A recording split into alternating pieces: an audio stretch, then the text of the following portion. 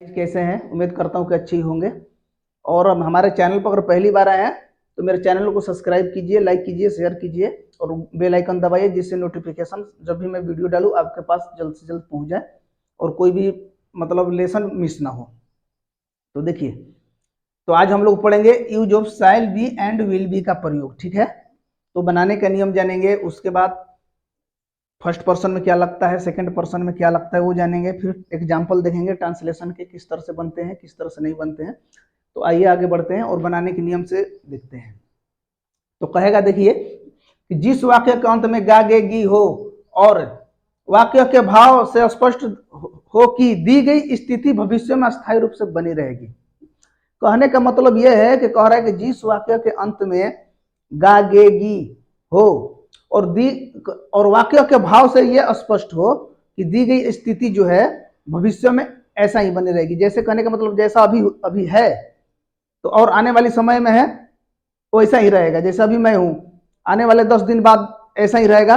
वही उसी चीज को ये समझा रहा है कि कह रहा है कि यहाँ पर कि वाक्य के भाव से स्पष्ट हो कि दी गई स्थिति भविष्य में अस्थायी रूप से बनी रहेगी, मतलब सेम रहेगा। आज जैसा है मान लीजिए अब 10 दिन बाद भी ऐसा ही होना चाहिए, वो वाली बात कर रहा है कि वो भाव से, मतलब वो बताएगा क्वेश्चन की इस तरह से बनी रहेगी। ठीक है, तो उसे अनुवाद यानी ट्रांसलेट करते समय शैल विल का प्रयोग करते हैं।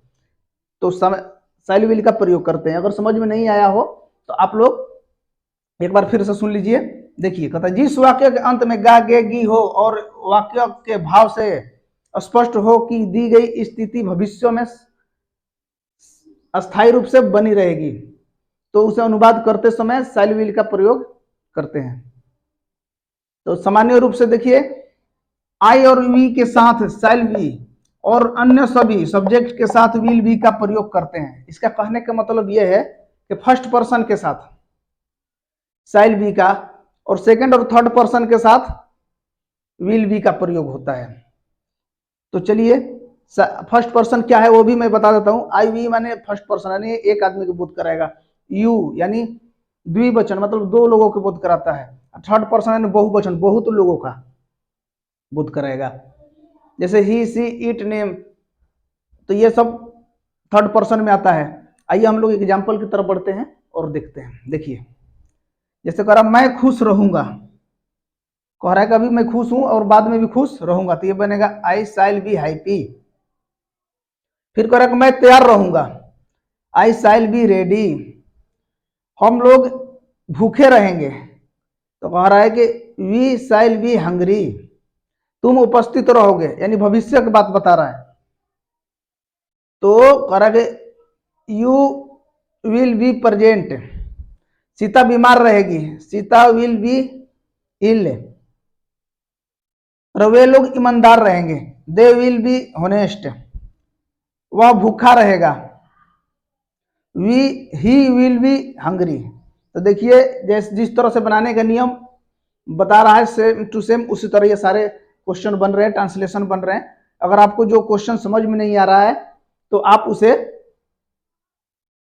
हमारे कमेंट बॉक्स में जाइए और लिखिए, हम लोग उसे सोल्व करेंगे जितना से जितना हो सके।